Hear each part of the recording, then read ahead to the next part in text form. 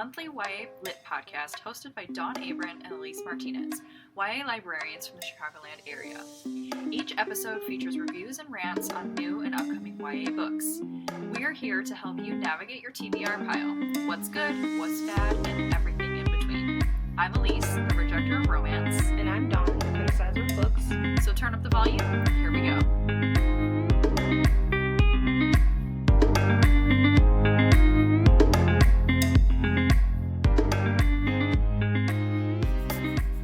Hello, and welcome back to the Novel Universe and our Read Along with Universe. This our second section of The Beautiful by Renee Ahdieh. In this podcast, we will be discussing pages 99 through 192. But before we begin, we have a couple of Housekeeping. No, housekeeping. It's not housekeeping. So we are really bored by this book, so we kind of have to entertain ourselves, and we're going to do that a couple of ways. First, we are going to play Predict the Beautiful Bingo. Yes. And Elise and I have gone to freebingocreator.com, and we have put in our predictions, and we'll see who, are we going to do bingo or who gets the most on our bingo card? I think the first person to get bingo is That's going no to win. fun. What the? Well, that's the game. We'll just see. Yeah, but bingo, you can clear the board in bingo. There's a word for I that. am most definitely not going to clear the board. Well, you don't know that. I guess we should have talked about this before. I just assumed whoever the first person to get bingo would be the winner. Okay, first person to get bingo. Since it's bingo. All right. Okay, so Elise is going to talk about, she's going to say her predictions. Okay. So my predictions are that the Mother Superior is a vampire. Oh. My other one is that Pippa is gay. My next one is that the Detective Grimaldi, who you will hear about in our upcoming podcast, well, hopefully you've read the book.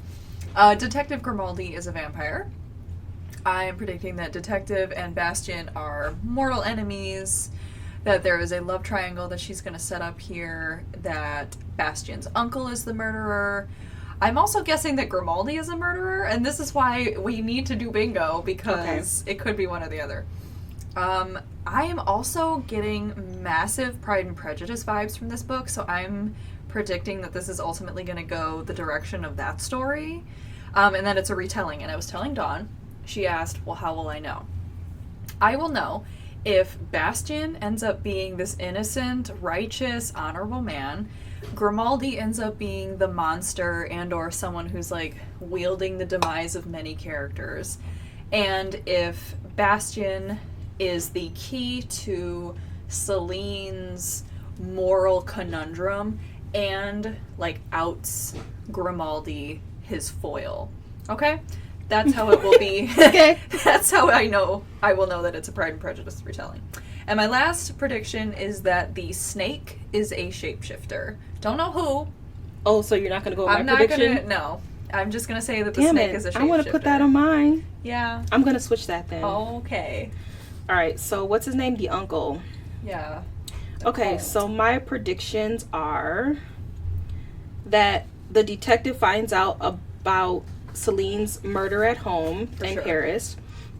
I think Detective Grimaldi is the murderer.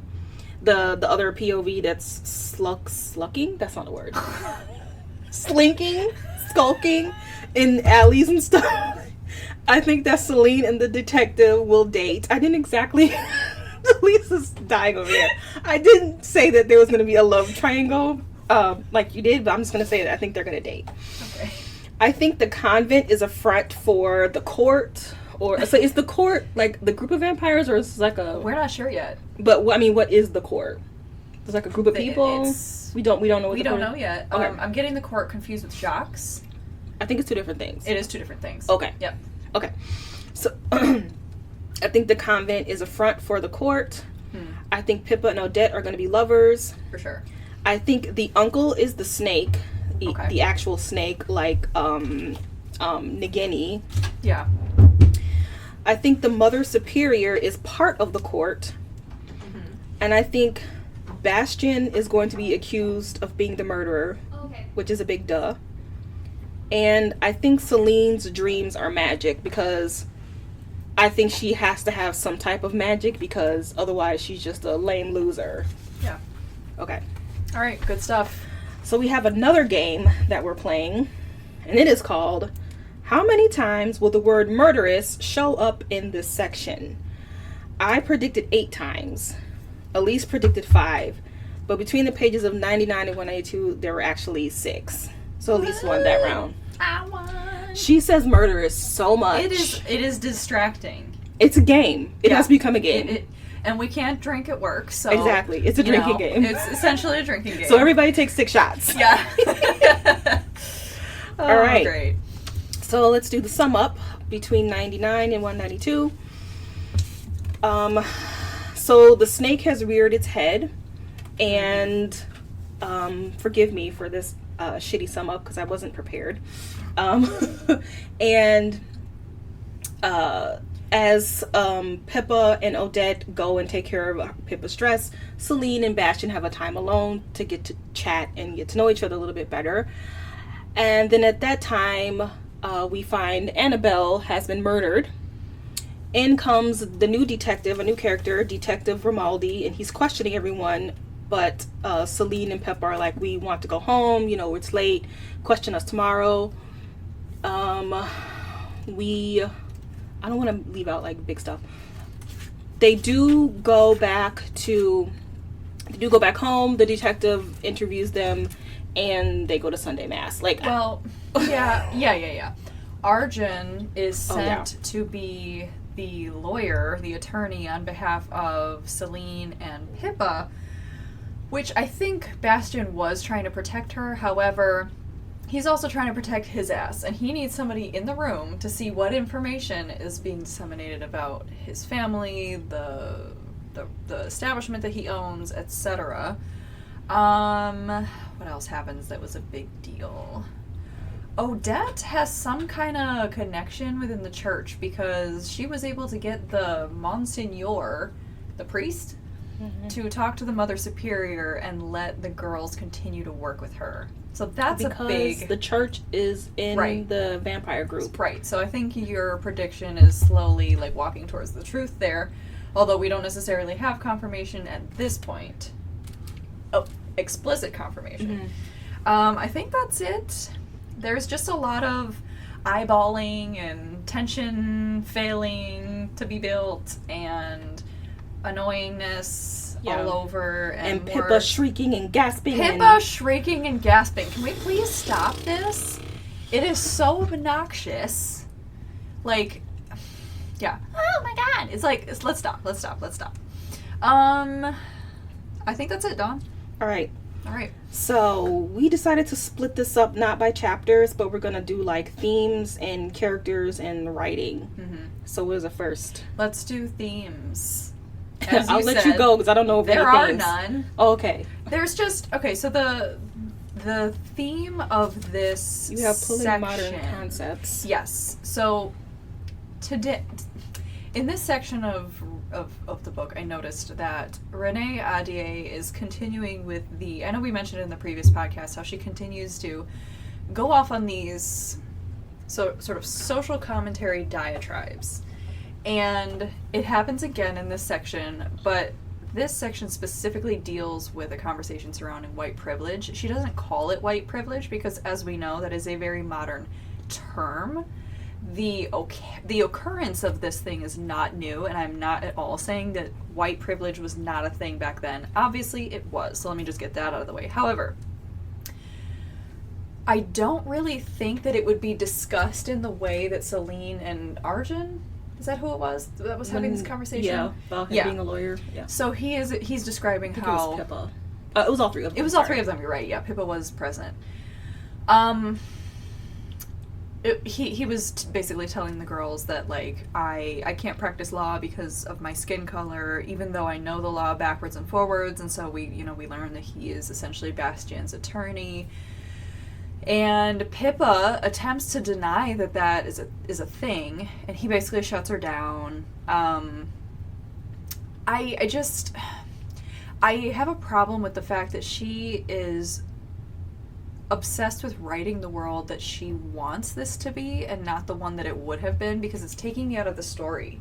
It's taking me out of the depth well, there's no depth to this story, but it's taking me out of any possible depth to this story. I don't really feel like I'm learning about any of the characters as how they relate to their culture and society in 1872 New Orleans. Why put it in a historical context if you're not going to use that context to develop your characters, further the plot, etc.? She's like, I'm going to put it here for fun, but I'm going to pretend that all of my characters are aware of the things that we are aware of today, and have our modern sensitivities rather, towards, you know, race and gender and everything. Like,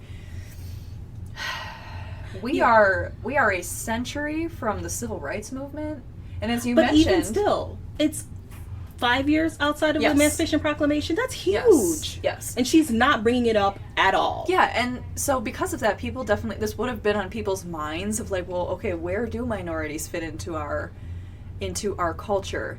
So she could have written about that, but she's not doing it in a way that's like remotely historically accurate, and it just bothers me. As a fan of historical fiction, I'm bothered. Yeah.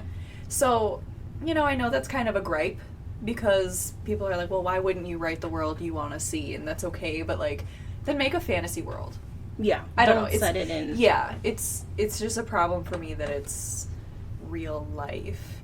And so she is going to great lengths to put minority characters or characters that were not considered racially accepted at that time. Like, I believe Celine is mixed with Asian, and so like Chinese were not welcome in the United States during this time. They basically built our railroads and had no rights. They didn't gain anything from being a part of that process.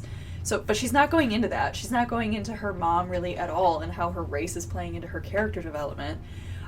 Grimaldi is a couple years older than Celine, so he's like maybe 21, 22, and he's Italian. And we are years from the, like, Sacco and Vanzetti case where these two Italian immigrants were basically, like, made the scapegoat in this, like, anarchist explosion that happened, and they were later put to death, which has now been, like, disproven that they weren't even guilty at all. So, like, the anti-immigration sentiments that were really, really building around this time in the United States is just, it's tone deaf. Yeah. So I'm having major problems with that. Yeah. Okay. I agree. I'm kind of like put that aside because I'm at this point when things happen in the book that I think are kind of, I wouldn't say the word brilliant, but like good, I'm chalking it up to accidental. I don't think she meant it to be good writing. I hate to say that, but I think she just kind of like fell into something. Yeah. But anyway, and the race thing is part of it. I think going back to Celine, I think she's passing. So, you know, yeah. Of course she is. So she's probably not going to bring up her Asian because she's trying not to be, I don't know where her mother was from. Yeah. All right. So is that the only theme? Yeah. Well, I guess we can talk about feminism because I think Ahdieh is really trying to make Celine feminist, but it's not landing. No, it's not. And it's actually, I don't understand some of her behavior and how that is feminist.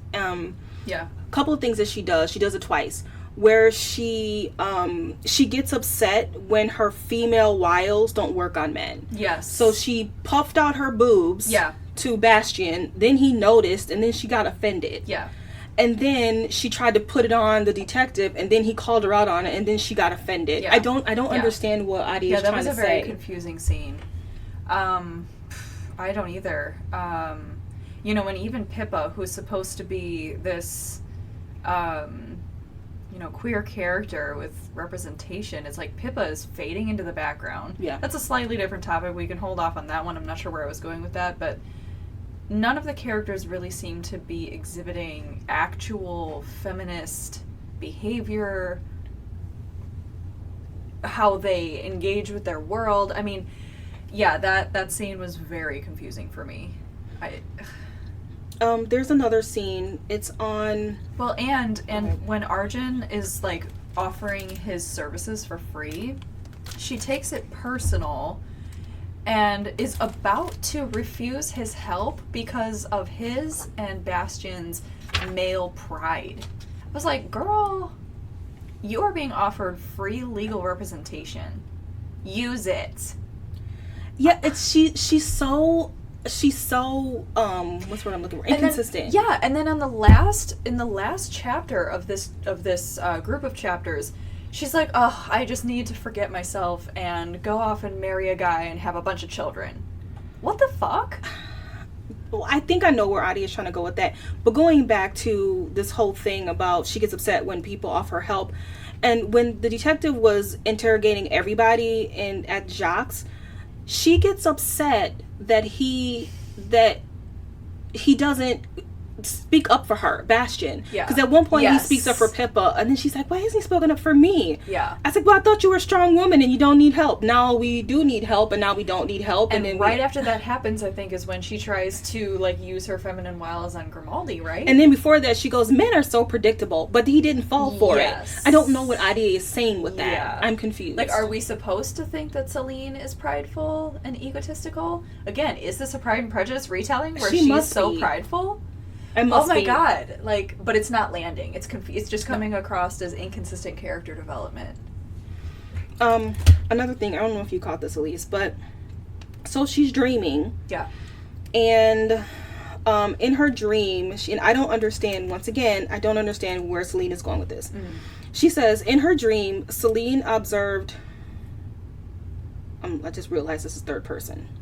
Okay. Has this been in third person the whole time or first person? Yeah, it's the third person. Yeah, okay. It's been in third person. In her dream, Celine observed the scene from above, as though the conscious part of her has separated from her body in her sleep, blah, blah, blah. She witnessed the events unfold with punishing slowness. This is the part where I don't understand.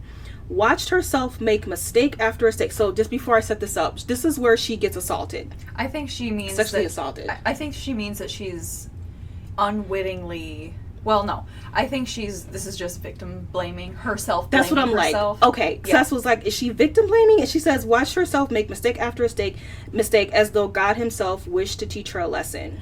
I think it's just her feeling guilty that maybe she did something to encourage But she doesn't feel guilty. As you keep reading, there's no guilt here. She doesn't say... I shouldn't be this way. It shouldn't be this way. This is not my fault. She constantly blames herself. Well, she knew that he was dangerous, and she went to great lengths to avoid this guy, but it didn't work. So that's what I thought was her just being like, oh, that was a mistake. Because it didn't work. Not that she was actually saying that she caused this, or that she did anything to encourage him or whatever. I don't know if I'm making sense. I think it was just like, oh, God. You know how, like... when we do something that we feel bad about, even if we didn't cause that thing, we're just like, if I wouldn't have done this wouldn't have happened. If I wouldn't have done that wouldn't have happened. Why does she say as though God himself wished to teach her a lesson? Like, oh, you shouldn't have let that guy in at midnight. That's what you get. It's your fault. I don't understand that sentence. I think that is what she's running with. It's just this very, like, fundamental religious mindset of like, oh, well, it's your fault. You let him in. And I mean, when you're being told that over and over and over again, you believe it, especially in this time period. But, and you know what's weird is that I actually wrote down that this was thus far the best written section of the book, because for once I wasn't like, oh my god, or rolling my eyes at what she was saying. Oh, I was rolling my eyes. Okay, so I misinterpreted it as victim blaming herself. Like, oh, I didn't get that at all. This was finally a section where Celine is not like puffing out her chest with this like feminine chip on her shoulder. She was just like, this fucking thing happened to me. It was awful. I have to live with this now, and I killed him as a result of it. I thought it was just like her finally sharing what happened with the reader in a very frank and uncomplicated way. Like, I feel like Ahdieh's writing is just so complicated where it doesn't need to be, in that she's trying to be lush. She's trying to be metaphorical. She's trying to write this strong female character, and it's so obvious that she's trying. And I didn't get that from this section. That's it. Then I did. Wow, okay. Interesting. She also is blaming herself for Annabelle's death. Yeah. I don't know why. One, I mean, it wasn't confirmed. If I was somewhere and there was no business for my friend being there, and clearly, like, oh damn, this bitch had us followed, I'd have been like, if I wasn't here, my friend would have died. That I understood. I understand that. Elise and her. I'm like, well, there's no confirmation that's why Annabelle was there. I understand True. she's like putting But the you two can put together. two together, right. But she just, once again, but I mean, it got to the point where it was just, I could see if she blamed herself once, but she blamed herself like several times in this chapter. And I'm like, girl, it is not your fault. It is not your fault. If you want to blame somebody, blame the nuns. They are the ones who told her to go after you. Which, once again, we don't even know if that's true. Right, because the Mother Superior never approaches her about it later. No. Which I thought was odd. So I was just like, is this supposed to be some sort of growth on her part? Why does she blame herself for everything? Is this her Because she's growth? an egotistical character. She's massive ego. That's it. All right. There's nothing grounding this person. God, it's annoying. What else did I say about this broad? Let me pull up my notes while you're perusing. I just said that she is like, well, we're supposed to kind of on the feminist thing. I guess that's all I really had to say. She's trying too hard to be feminist when she's talking to the little classroom, and it's like, so Ahdieh, once again, she drops you in these moments that have nothing to do with nothing. So as a punishment, Celine has to go teach these 10-year-old girls, and they're like, why did you come here? She's like, adventure. So it was just her. It was a forced way for her to be like, I'm a woman. Yay, I can do what I want. Well, also, I mean, as a woman, you would not have been able to navigate your world like that. Just leaving on your own to have an adventure would not have been legally possible for you. You wouldn't have had any money from someone other than a male relative and or husband, brother, etc. So like, how are these girls supposed to have an adventure unless they get married to somebody who travels a lot? So the other person who's like normally the teacher, her name's Catherine, she's like, don't you want to know French to meet a guy? And like, obviously a modern woman is like, ew. But then like Ahdieh reminds us that we shouldn't feel that way. Or that we should feel that way. I'm sorry. That, ew, yeah, that's not a thing. That's not why we learn French. It's like, she didn't we're dumb need to or something. Yeah, and she didn't need to set that whole scene in the classroom. Yeah. She could have been walking down the hallway with 10-year-old girls making her way to the nun's office. Yeah, it's and very they're like, stilted. hey, why'd you come to Paris? And she could have just said it then. No, it's like scene and scene and scene. It's forced. And scene. There's no flow in this book. Everything's forced. That's what I said. This book feels like one big try hard. Such a try hard. It's like the God. beautiful big try hard. Yeah. That's the subtitle. Yeah, there's not much feminism as she's trying to make it be. It's because it's jokey. It's like is. jokey and like high school writing. It's not great. Should we move into the writing now? Let's just scoot on into the writing. just See go. how transitions work? We mentioned it, and now we're going in for it. Okay. Oh, yikes. More telling and All not right. showing. Yes, and I had a big problem with this section because Ahdieh relies very heavily on slapstick and meet-cute ways of, like, getting her characters to touch or interact when they normally wouldn't. Like, again, the incident with the snake in the beginning of this section where it's like Pippa's squealing and falling all over everything. I have a whole section on that. Don't spoil my section. Oh my god, we will come back to that. But yeah, she, in the first podcast, it was like she had no way to develop her characters other than by like relying on like racial stereotypes or like cultural stereotypes, and like now she's relying on like physical slapstick to develop the character tension. And I really don't like that. Example. So that was my example. Oh. Pippa keeps like falling all over herself and like blah blah blah blah. I have another. Is your topic tension, or is it just because I have a comment on the tension? My comment is the way that she gets characters to interact is really annoying and not natural, which is clearly an attempt to build character development and tension, but it doesn't land. So you go ahead. Another example on that is at one point. So there's this push and pull between Arjun and Pippa all the time, and she's constantly pushing him away or whatever. And so she pushes him away. He falls. How old is Arjun? Do we know his age? He's probably around their age, but no. But he's a lawyer. No, okay. no 19th century woman would have had the capability, because they're wearing corsets, to inhale her lungs hard enough to push a grown-ass man. Well, have you ever tried doing that? Because No, it just I'm is never not a person. thing.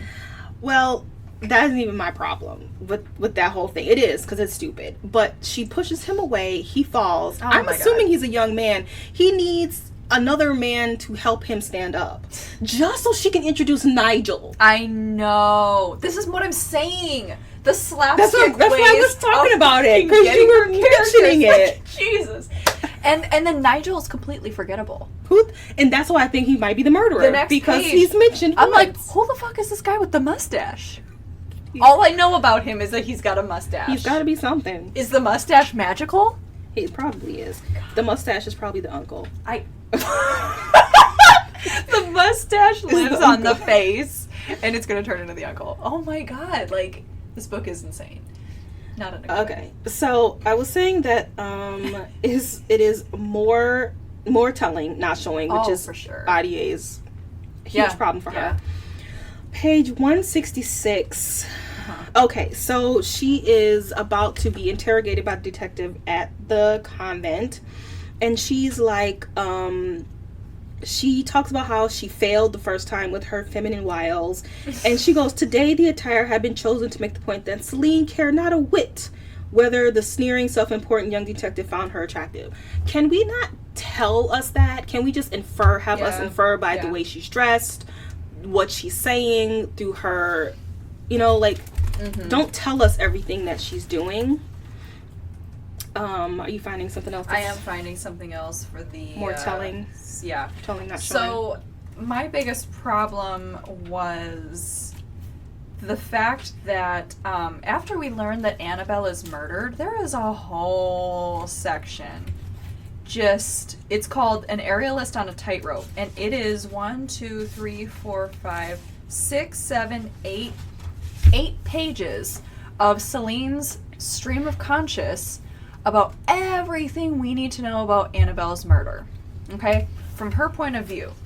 And it's like, it just goes on and on and on. But if the snake wasn't there, then who? Why? Moreover, why had Annabelle come to Jacques tonight? It's just like she's like running it over in her mind instead of like slowly dispersing this information through other characters or the narrative or the plot. It's like we just get 8 pages or whatever I said where she's just like, do. I know everything. And it's like, what? And then suddenly, it moves right into like the interrogation with Grimaldi in the like main room of Jacques. That really bothered me. Telling the reader, here's what you need to know. Let's move on. It was like, what the hell? It's stunted. She moves from one scene to the other like there's just, again, no transition, constant telling. Celine's mind churned in a ceaseless barrage of thoughts. Yeah, we know. We are reading it. God. I that's all I have to say, I guess. It made me so angry I can't even continue. All right. God. Another thing I observed is the other POV, I think, now I don't know if it was just me, but I was assuming it was Bastian was the other POV guy, but it's not. Yeah. Did you catch that? Did you think it was Bastian? I did at first, but then obviously we learned that it's not. And so this is what I was saying. Yeah. With another author, I'd be like, oh wow, that was really kind of really genius of kept her playing that along. Yeah. Because obviously Bastian was in the room. Because the person, whoever this enemy is, was in the room when Grimaldi and all of them were there, right? Because he's like noting, he's like, who was that girl who spoke? That's why I think surety? it's the uncle and he's the freaking snake, because the snake was in the room. 100%. Yeah. Yeah. Or it was Nigel's mustache. Or it was Nigel's mustache. Oh my god. Yeah, so she could have kept that ruse going, but I mean, even I just feel like in the hands of another author, that would have been like, wow, yes, that could have been. I a didn't Mary see E. that Pearson coming. type Yeah, situation. and because it's her writing style that I don't like, I'm just like, oh, she probably it wasn't a total fake out as it could have been. Moving right along with that same chapter. On the same topic of if it was in the hands of another writer. So she ends the chapter with a line from Romeo and Juliet. And if you are not familiar with Shakespeare, you wouldn't have caught it. Right. So I did catch it. And with another author, they would have woven that into the narrative. Are they star-crossed lovers? Right. Is somebody going to die for the sake of love? Right. But because it's Renee Ahdieh, I'm like, no. just like you said. Yep. She's just because Celine likes Shakespeare. Has nothing. She's not going to make it a metaphor for anything, or because she has yet to do anything with Celine's love of Shakespeare, except that she drops it into conversations and quotes it often. That's a huge line. Yeah, it is. To put that. Yeah. That's such a wasted opportunity. I hate that. I hate that so much. Okay, so this was my part about Ahdieh's attempt at tension. So when Detective Grimaldi was questioning Pippa and Celine, he asked if she and Celine he asked if she and Celine were together the entire time that as the murder was taking place, and Celine says, or Pippa says, well, I was with Celine the whole time. And then the detective goes, are you sure? Right. And then Celine goes, oh, he knows. Oh no, he caught her, he trapped her in a lie. No, he didn't. It's called a follow-up question. Right. She intentionally created tension there where there needed not be a tension at all. Yeah. I had to laugh. And another nitpick is that freaking what are you gonna say? No, go ahead. What is yours about? Well, and right before she had gone into that scene, she's like, my truth must remain in darkness. Okay, so if you have convinced yourself that this is a lie you've got to take to the grave, questions are not going to faze you, and they need to stop fazing you really quickly, or you're gonna die of anxiety. Like, girl. But he can tell she's like lying. Didn't he call her out on her lies? Anyway, whatever. One other little nitpick. Well, it's not a nitpick, but it's just kind of it's not even slapstick. It's just stupid that Grimaldi is freaking Sherlock Holmes. I deduce that you're not a single child because your dress has a stain on the cuff. That's literally what I thought. I was like, come on. Okay, now we're Sherlock. Because she has a stain, that means she's your dress is too big and it's not the style current, so it can't be your mom. You live in a convent. The convent doesn't have money. That's why she's in a poor dress. You're a dumbass. Stupid. Okay, I had to that was a good one. Shit. Okay. You already mentioned that Renee Ahdieh's writing is trying too hard. Yeah. And this, ladies and gents of the podcast, is the perfect example that I shall read right now. I think I want to read it in your book, though, because my handwriting is a little jank. So it is the first line. You kind of mentioned Pippa's scream. Pardon my page turnings here as I look for I think it's page 98. As Elise is texting. Sorry. Okay. So this is the epitome of why she overwrites. Pippa's blood-curdling shriek echo. She just saw a snake, by the way. Not the dead body, which she didn't scream. But anyway, I digress. Oh my god. Let's talk about that. Let me say my piece first. Pippa's blood-curdling shriek echoed through the chamber, rebounding off the paneled walls, setting the golden tassels a-tremble. Wow. Not done yet. It rent the space in two, with a crack that split across the plush carpeting, hell yawning and fury fathoms below. What the fuck? Can we just say she screamed loudly or something? This is the epitome. It was like 5 sentences. Yeah. And this makes this book 200 pages longer than it needs to be. All this bullshit writing that doesn't need to be there. Yep. And the parts that do need to be developed are not. Because she spends so much time over explaining or trying too hard, as you say. Try hard. What is it? Try hard. This book is a try hard. But Pippa doesn't scream when she sees the dead body. Yeah, that's but she feels the snake, and we're screaming the walls down. Yeah. That's all I say about that. I have literally nothing else to say about this book. It's just the worst. Just the wrap up here. Okay. First thing I wrote is I hate everything about this book. Yeah, same. In this section, in our previous podcast, we talked about how the mentalist and the illusionist part is probably going to be the same grace of this book. Yet no mention of that. No, this whole section has not even. It's 100 pages. Yeah, 100 whole that's pages. So true. Fifth of the book. Nothing. Yep. I talked about Pippa shrieking and screaming was annoying as shit. Also, it's bothering me that the scope of this book has been like 2 days. Barely. Yeah. Just 2 days. Yeah. That's a good point. This is probably a bigger section, but for someone who talks about not wanting to be a respectable lady and all the other lady tropes, about needing a man, everything Celine does is about Bastian. Yep. Is he looking at me? Yep. In the church, oh, he's not looking at me, but I'm looking at him. Oh my God, he walked by me and didn't acknowledge me. She talks about in no way is Celine actually walking through this plot with agency, with her own mind. No. It is all revolving around her tension and as soon as they got to the damn Bastian. City, she sees him on the street. Yeah. Why isn't Bastian coming to my rescue? Yep. Oh my God, Bastian's a murderer because he had a butter lemon ribbon in his pocket. Know. Butter lemon. Right. Everything she says and we does. now know that his sister has died. Who the fuck knows it ain't hers? It probably is. Probably is. He keeps. I should have put that as my prediction. The butter lemon ribbon is his sister. Yeah, I just put. I don't like the overriding or any of the characters. I think Pippa's only there just because she's lesbian. Yeah, agreed. And she's not being developed at all, as I mentioned earlier. It's like she fades into the background. She's mousy. She's quiet and not in an interesting way. I mean, it's just she's a boring character. She's completely being wasted. Yeah. Yeah.